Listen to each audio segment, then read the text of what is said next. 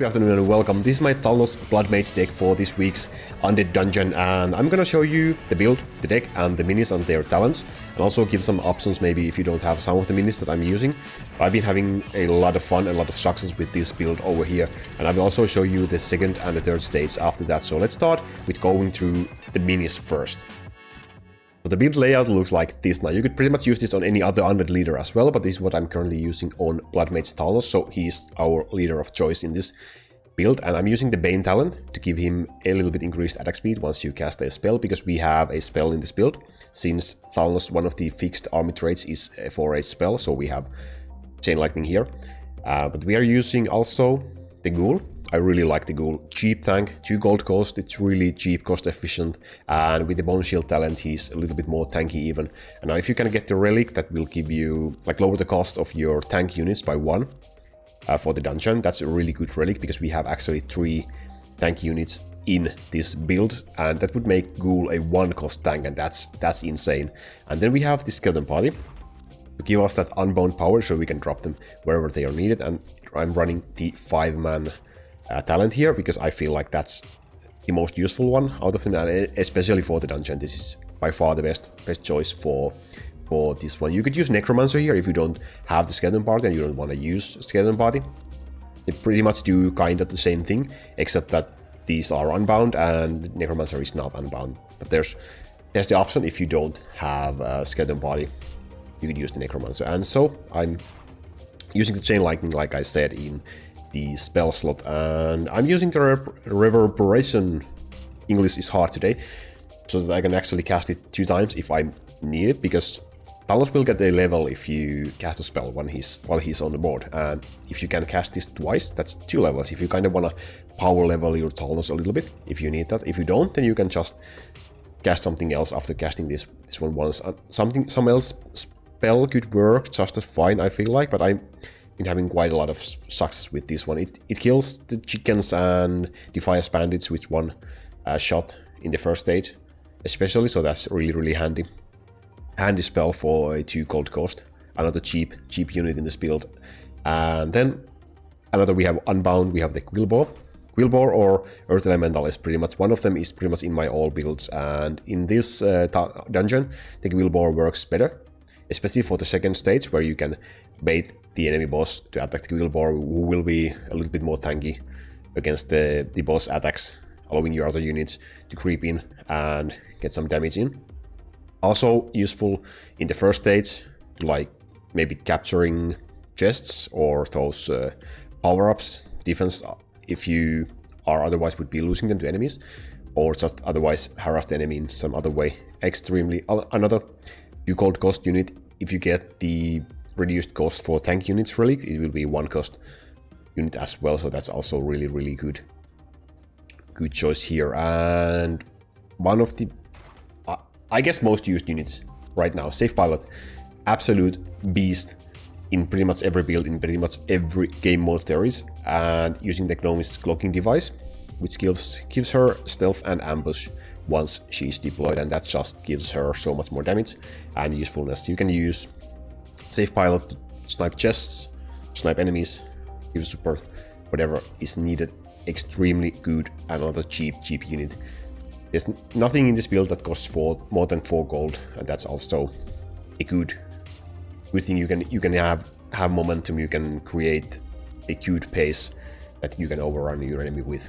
And our siege damage, well, tank in here, but siege damage unit, the boss killer unit, I'm using the Gargoyle, because especially in the first stage, it's quite annoying because of the boss keeps spinning and knocking your units overboard, essentially killing them with 1 shot, and that's really cheap if you ask me. And Gargoyle fixes that problem, because he's flying. If he gets knocked overboard, he will just fly back, he won't be destroyed by that, so he gets a lot of damage in, as long as you keep killing enemy range units that are spawning close to the boss, and that's really useful. It's useful in the second stage as well, because you need to take out the towers, so in order that you can advance to the boss. And Gargoyle can just solo the towers. He doesn't really care about those area damage attacks the towers give you. He will go and kill the tower as long as you, again, somehow control the ranged units the enemies have. So this is a really nice choice. I absolutely love it here. It's not really useful in the third stage. You don't really have to play it at all at that stage. That stage is probably the easiest one out of the three.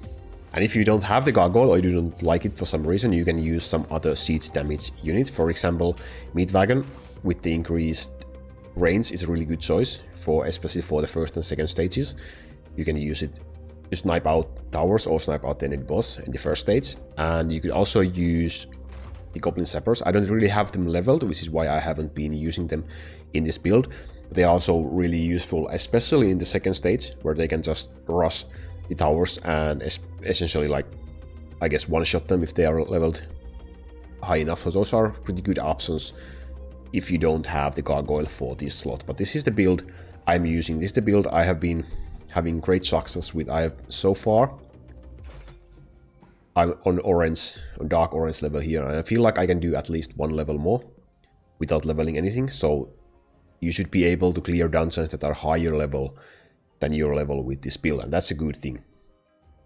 Now the first stage is a bit annoying if you ask me, but the second stage is definitely the hardest one out of these three, because you really have to take out these towers on your left and right side if you want to have a shot getting to the boss and actually surviving. And especially when the enemies start to become your level or over your level, you're kind of starting to have some trouble at sometimes, especially with the mountaineers and the bears spawning and some other ranged units coming to support them from the behind. That can really quickly, like, turn the scales against you. So your main goal when you start the second stage is to, like, get control on one of the two towers. Maybe the left one is a better one, because it also gives you a better access to a gold vein, gives you more gold, gives you more units, and makes your life easier in that regard.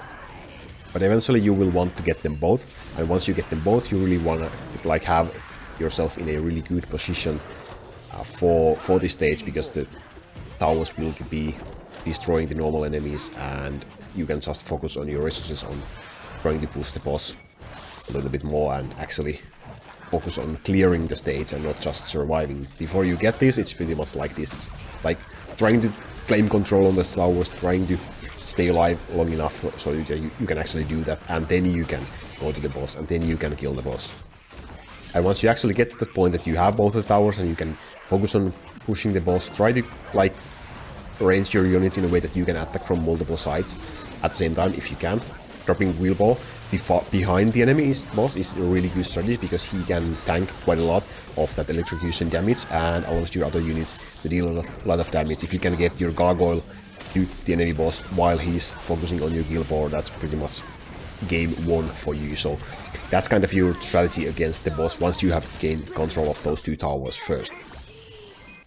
And then we have the third stage, which is probably the easiest in a way, that it's simplest, a simple objective. You just have to destroy those tubes so you can spam the bombs to attack the enemy boss. And your goal here is pretty much just, well, mine gold. Anytime you can get a gold, there's two nice bad gold veins right next to your base. You have access to a lot of gold in this map, and also, like, try to deploy your units, your minis, like, evenly on both sides, so that you can constantly keep on pushing towards the enemy boss. If they go to the boss, they will instantly die, but try to, like, aim them in a way that you can contest enemy units and not allow them to destroy those tubes and give you a lot of damage. Like, also a great thing in here is you have your safe pilot.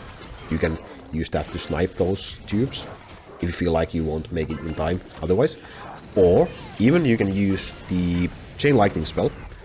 If you see an enemy like the Gnoll Brute, for example, going to swing the tube, whatever it is, once, it doesn't instantly destroy it. So once an enemy has hit it once, you can drop chain lightning on that pillar, and you will get the bomb to spawn against your enemy boss instead. And that's also a great way, like, for 2 gold you can steal that pillar away if you otherwise couldn't make it, because the enemy Gnoll Brute would be going for there. It applies for other enemy units as well, not just him, but that's just a great example to use.